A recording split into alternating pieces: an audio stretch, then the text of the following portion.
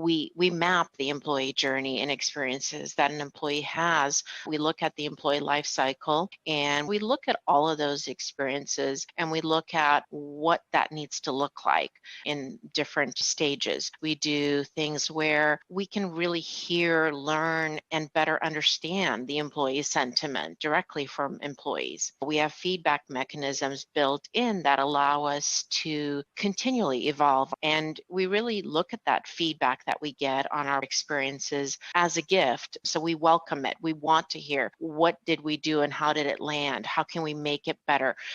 Don't conduct your analysis in isolation, because data is so incredibly powerful. Not defending just the tribe, but defending the organization. Those creative people that you really want to keep empowered, keep excited, keep motivated, keep thinking. A good experience pays dividends down the line. Stereotypes tend to break down in proximity. Welcome to We're Only Human, a podcast about human resources, business, technology, and the workplace. My name is Ben Eubanks, your host, and I'm so glad you're here.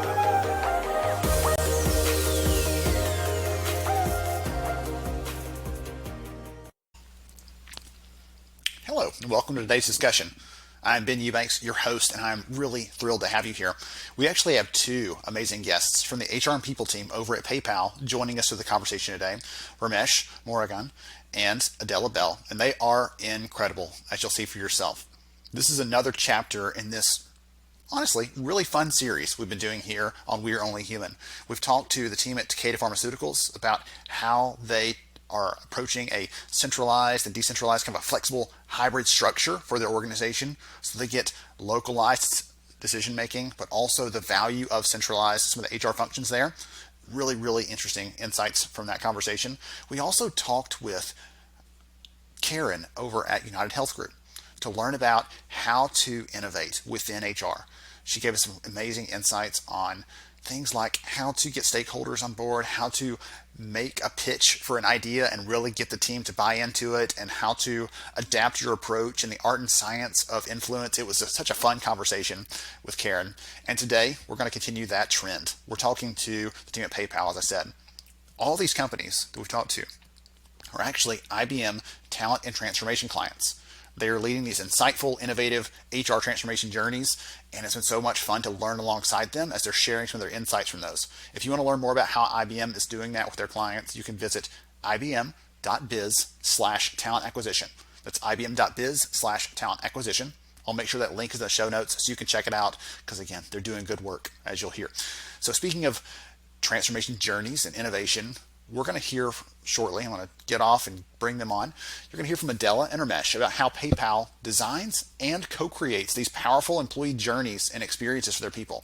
It's incredible how they actually use technology, not just to connect with their workforce, but to connect their workforce to each other. And we're also going to learn about what it takes to listen to and support your people. One of those challenges every company faces. It's a common thing. It's a fundamental aspect of how we do business. How do we listen to our people, respond to what they need, develop and design solutions that solve what they're looking for? It's a really fascinating challenge, and PayPal has some great insights on how to do that well, how to do that with great results. So I think you'll enjoy it. Now, on with the show. Hey everyone, I'm Ben Eubanks. Welcome to We're Only Human. I'm so glad to have you here for another great conversation with a pair of phenomenal HR talent learning leaders that are going to talk to us about what they're doing in employee experience, how they're redesigning that, how they're approaching that. I'm just really excited for this. So Adela, Ramesh, both of you from PayPal, welcome to the show today. Thank you. Thank you. Thanks for having us, Ben. Yeah, thanks for having us. Hey, I'm so excited to be here. This is a treat for me. So you're excited to be here, but I'm going to be over here taking notes, learning from you both. I cannot wait. We had a brief conversation the other day just to think through how we can bring out the best part of your story, and I'm excited to hear it today. So before we dive into the nuts and bolts and the fun stuff, why don't you tell us about who you are and what you do? My name is Ramesh Morgan. I'm heading up the employee experiences at PayPal. In terms of what we do, my team generally partners with various functions in defining the technology strategy, especially around employee experiences, but more importantly, bringing innovation to support what I call as a digital transformation. And hi, my name is Adela Bell, and I lead employee and technology experiences for the HR business unit here at PayPal. My team partners with the HR business unit and HR leadership to help define the next generation of capabilities that will transform HR and that will enable PayPal to compete in the ever-evolving, changing business climate that we have today. Excellent. Wonderful. So one thing that, again, I've already heard a little preview of this, and I'm excited to dig into the full story. One thing that I've heard from you is that you have come a long way in the last few years, right? PayPal has always cared about treating employees well, doing the right things by them, but you've taken this kind of quantum leap in the last few years around designing and really delivering an employee experience you're proud of. Where did that whole thing start? In early 2019, we started off with the reimagining of our employee experience in the context of a digital transformation. What we wanted to do is to put our employees at the forefront of what we do, but more focused on what employees want to know, wants to do, wants to learn, and needs to take care of, and especially through their journey at a PayPal. And the approach that we took was more about learning through experimentation by taking what I call as a few day-to-day moments, which is generally abstracted from the traditional back-end systems.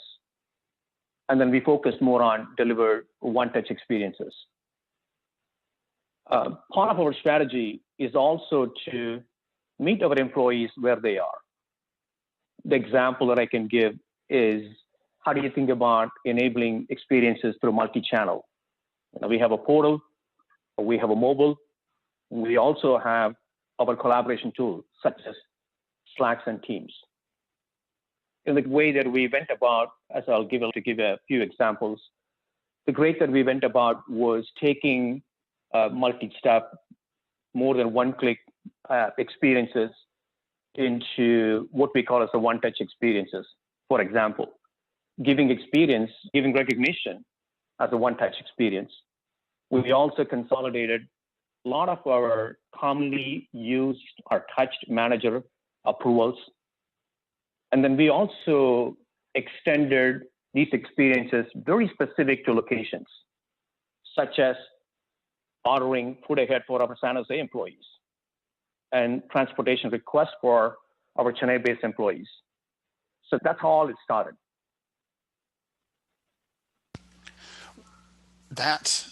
I love the idea of taking something that's really complex, that can be challenging for an employee, and some of those things that they might need to do, if you don't make it easy, they might not do it at all, on recognition as an example. But some of the other things, so you're talking about the pieces for localized employees, things that they need there, some of those can be stressful, challenging to get through. And they're not coming in there with a big smile on their face to do it. They're doing it because they have to do it. And making it one touch, making it simple and streamlined as possible, that's got to have some impact on those people as they're going through their day, whether it just makes them smile because it's easy, or it frees them up to actually do the work that they're paid to do. Any comment on that? Certainly. I think you can get to hear those feedback directly from employees, to your point, and people are pretty excited, especially many times in San Jose when you have about 30 minutes, sometimes overlapping with the meetings and things that you can do. And you can order the food ahead and go and pick it up in a few minutes and come back and do your personal stuff. As an example, what's a great giving for them. We got a lot of kudos. We got a lot of great feedback from our employees. Wonderful. Yeah, I would say I think sometimes it's really simple things that an employee might do, but sometimes those simple things actually end up having a lot of friction, a lot of angst or stress because it isn't easy and it isn't seamless. And I think what Ramesh and his team and what we've been able to do is really make some of those experiences that much easier, make them seamless, take the friction out of them. And when you do that over and over again, that's where it adds up as well, because maybe one is just nice and you get the kudos, but once you do that now as the norm, you really start seeing the impact and the value that you can provide for our employees. One of the things that I've seen this year, more companies thinking about automating parts of their HR operations. And the thing I'm always saying is it's not about the automation doesn't create any value. It's what it enables those people to then do with that freed up time, whether it's for us or it's for, in this case, those employees, when they're able to use that time in a more productive way. I love that. What about the technology component here? How has that played a role in this transition of the employee experience? Because as much as we'd all love to say we have all the budget in the world to hire as many HR people and staff this up and do all this, hands-on with human hands, we can't do that. We have technology to enable it. So talk about the technology component here. Yeah, as you can imagine, Ben, technology is another key enabler for us, especially for us to deliver simple experiences for our employees.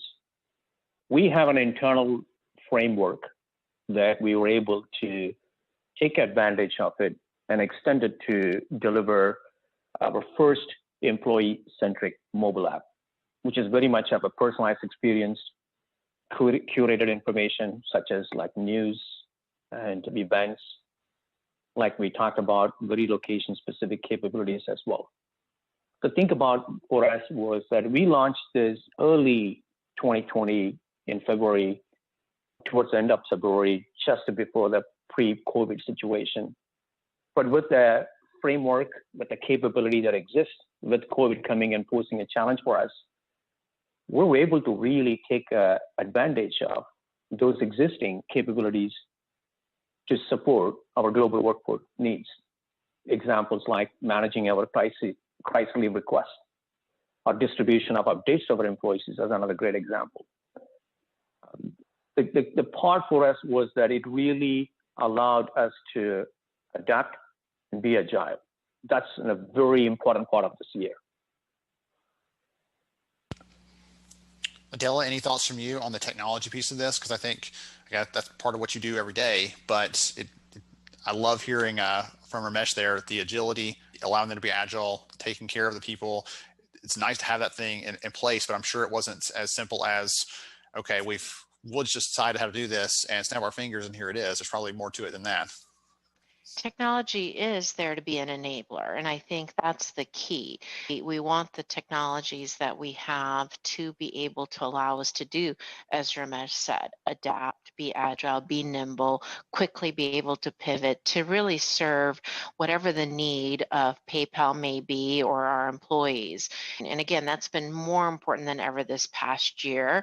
And so I think what's important is ensuring that we're constantly looking at our technology as well and making sure that we have the technology that can allow us to do that. And where we don't, that we put plans in place to make sure that we achieve that, we build that into our technology transformation strategies and plans that we have. Tremendous. So when you're putting together something like this is not an insignificant plan. There's a lot of planning that goes into it, a lot of resources, a lot of structure for this. I know Ramesh talked about a framework a minute ago. What are the principles that you follow that guide you as you're designing this and then deploying it into your workforce live?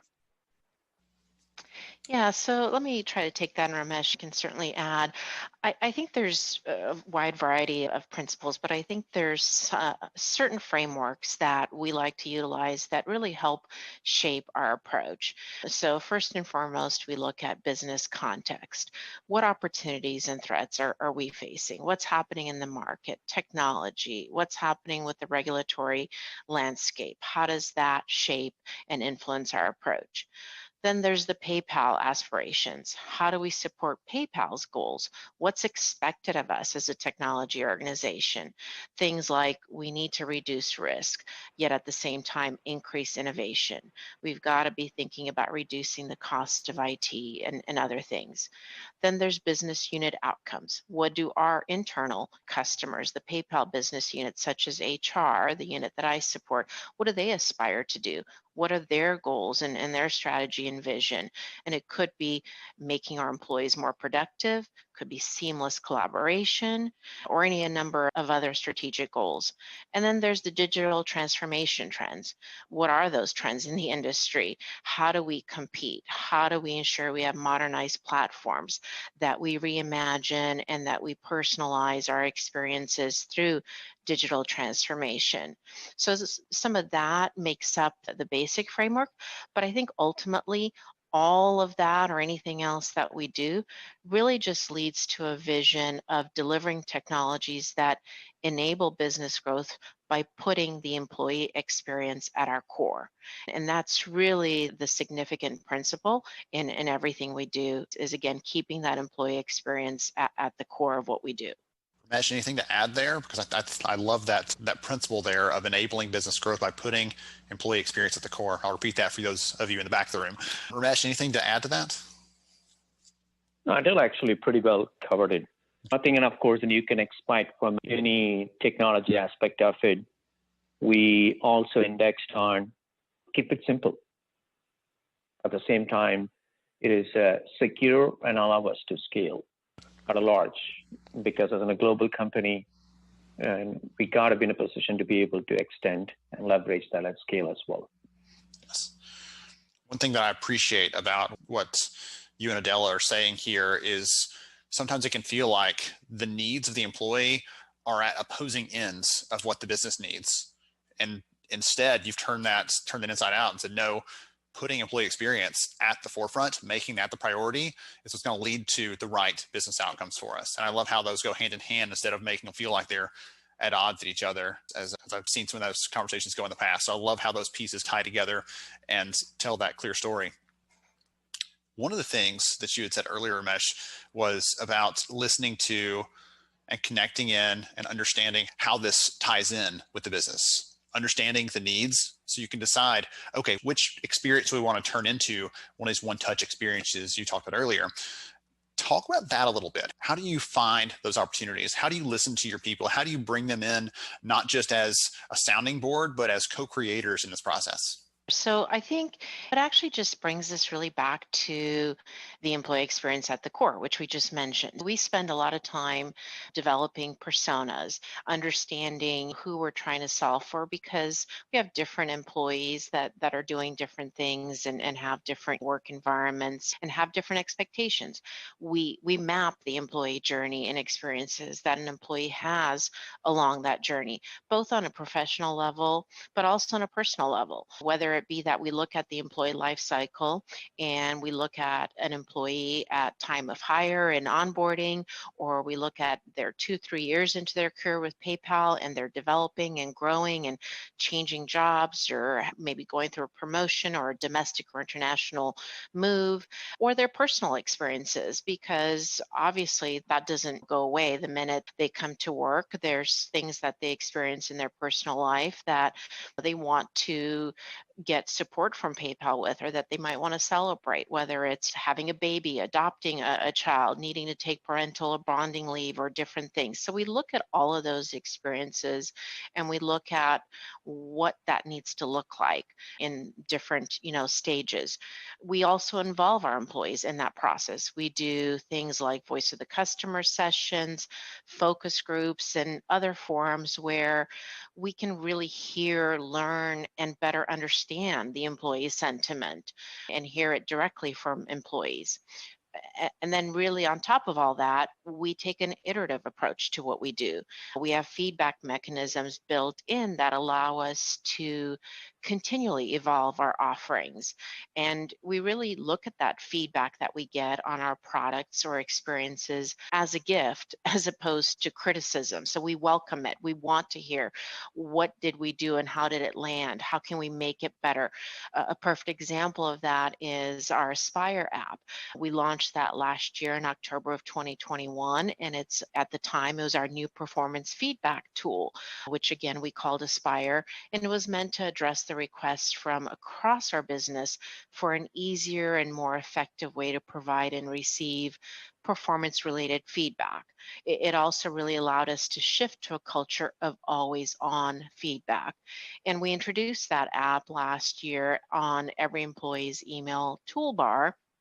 But then we evolved it and we made it available as part of the Connect app through the help of Ramesh and his team. And then since then have continued to receive feedback and just recently launched a 2.0 version of that app because it was so widely adopted. But we also receive feedback on here's how it would work better. Here's what isn't clear or what could be done better. And so it's probably not the last time we'll do that. We'll continue to take that feedback and we'll continue to evolve and iterate to make sure that, again, our products, our offerings, our experiences are really what our employees are looking for. You talked about personas there, and if someone's listening to this that has some marketing background, they're going to immediately get what you mean by a persona.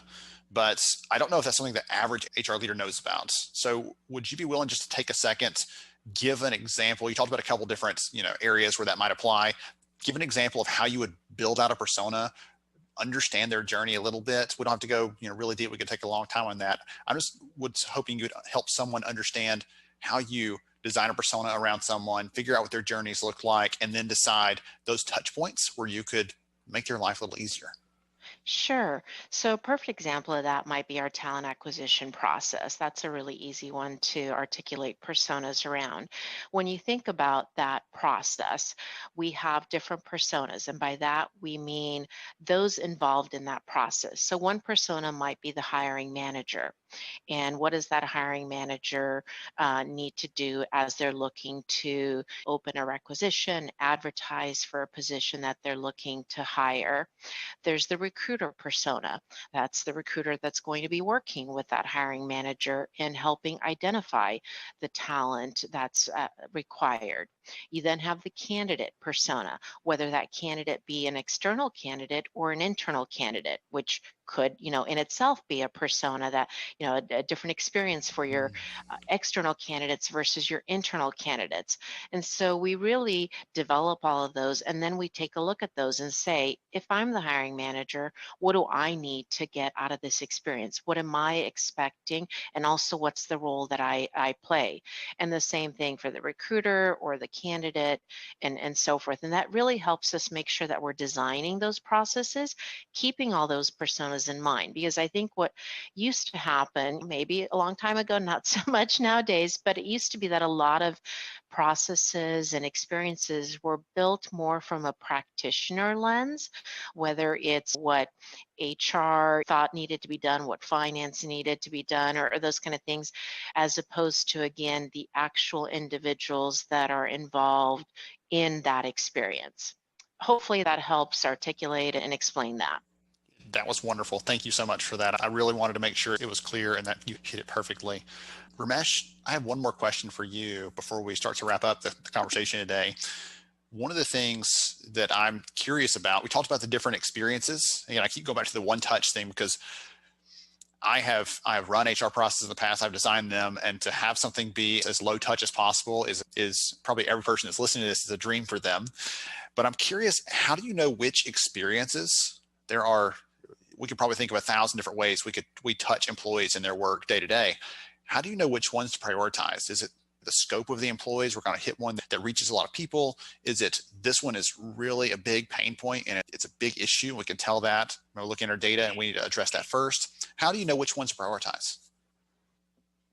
Actually, it's a great question, Ben. It's a combination of what I wanted to say is what the really employees are care and talk a lot about it as a pain point. And at the same time, applying it from a data informing where we have a volume-based transaction or activity that are complex, but have presented opportunity to make it simple. But the great part of it is that regardless of which direction we took, we involved both our functional leaders and our employees to help us drive that prioritization. Tremendous. Well, and I would add, I think sometimes you can look at certainly, as you were alluding to, data points and volume of transactions or impact and those kind of things. But I think what also was clear this year was that sometimes it's necessity. It's what is it that we need to do to solve an immediate need for our employees. And again, the circumstances of 2020 of COVID-19 and dealing with the global pandemic really really defined some of those priorities for us almost overnight in terms of what the experiences that we needed to stand up, where technology needed to quickly be able to enable processes, whether it was for our employees to be able to request crisis leave and take advantage of programs that PayPal put in place, whether it was to be able to continue to clock in and get paid. Everybody was sent home from physical offices. So again, some of those things I don't know that we could have predicted or would have had necessarily in our backlog. But again, because of circumstances, they really shot up to the top of the priority list overnight. I would say not only That's a that, great though. point, Adela. Yeah. Sorry, Ramesh, go ahead. No, I'm just agreeing with Adela. That's a great point because a lot of it during the COVID-19, it's a lot about more than necessity that pushed up some of the prioritized items for us to focus on. Yeah, I was just gonna say something similar. I was gonna say that in a hat tip to you two and the entire people team at PayPal, your approach of listening intently and using that as part of your process for how you design any service, any offering you're going to put out there from the HR team, because you listened so intently, you were hearing those immediately. It wasn't like someone's, I don't know how to tell my people leaders that we're having issues here. There were already channels in place, or already ways that people could share that up. And so you're used to listening. So you were able to adapt quickly to that instead of someone that might not be listening as intently. So that's a good on you for that piece of it, for sure. PayPal does a lot of great work, social innovation, supporting the broader community. I can't think I joked with you about this when we were talking previously, but I've been a PayPal customer for myself for 10 plus years. And if someone wants to learn more about PayPal, though, the work you're doing as an organization, things like that, what's the best way to connect? Oh, I'll start with that, and maybe Ramesh can add. I think when you think about the broader community, really, and social innovation, which is, I think, what your question is about, I think the best way to understand the impact that our social innovation efforts are having is to really look at our PayPal Global Impact Report, which is available on our website, and we have a site all around that. It covers environmental sustainability, employees and culture, and responsible business practices. But in regards to social innovation in particular, the efforts build on PayPal's strong sense of commitment and purpose, trying to harness and deploy our unique capabilities as PayPal, our resources and our expertise to drive positive, lasting social impact through our business. And we focus on really three key areas in that social innovation arena. One is helping to advance the financial health of people and small businesses. We really believe everyone should be able to participate and thrive in the global economy. And that's why we're committed to using our platform to democratize financial services and help improve financial health. We have lots of examples of that, whether it's our collaboration with the small loans lending platform Kiva, PayPal Working Capital, or other things. The second area is increasing the volume and scale of charitable giving around the world. And again, harnessing the power of PayPal technology and scale to make giving part of everyday life. We're heavily involved with the holiday giving campaigns, Giving Tuesday, disaster relief, and again, really using our technology for good in that sense. And then really finally, the third area is just around strengthening the communities in which we live and work, and really committed to contributing and having strong inclusive communities in the places where we live, and and work. We have, I think, over 35 different give teams at PayPal where employees can participate around the world and really drive social impact through different and meaningful initiatives. But that really focuses on the, I think, external broader community.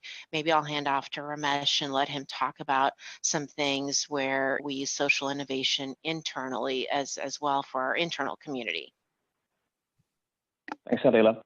As Adela mentioned, as we continue to strengthen our footprint on the social innovation facing our customer base, we took a very strong approach for our internal communities too. For example, we launched a new experience called a Random Connect. So think it as a way for our employees to connect with another coworker or peer globally, randomly at any point, just to talk about things that matters to them. Our mantra was more about connect, learn, and be inspired. Similarly, from a wellness perspective, in the context of an employee wellness, we also created a new experience for people to state the day. How does the day feel like today? And then how do we get information and resources that help to drive their motivation, as another great example. So we continue to take social innovation internally as serious as we stand on the outside too. I love that. So many good things there. You're doing great work. Again, hats off to both of you for the work that you're doing, and to the rest of the team there. We appreciate you, and I'm excited to see what further innovation continues to come from the team. I really appreciate Ramesh, Adela, both of you for sharing your expertise and your time with us today. This has been so insightful. Thank you, Ben.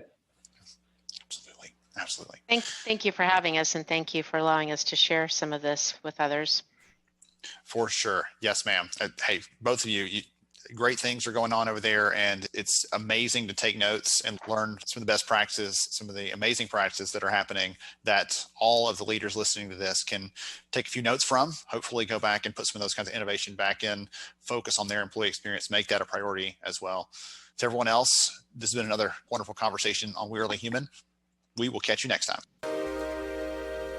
Thank you so much for joining me on the show today. I'm honored to have you as a listener. If you enjoyed this episode, please take 10 seconds to rate it at iTunes, Stitcher, or wherever you listen to your podcast. Also, if you know a friend that could benefit from today's conversation, please pass it their way. After all, a rising tide lifts all ships. To see show notes, sponsor information, and our full show archives, visit onlyhumanshow.com.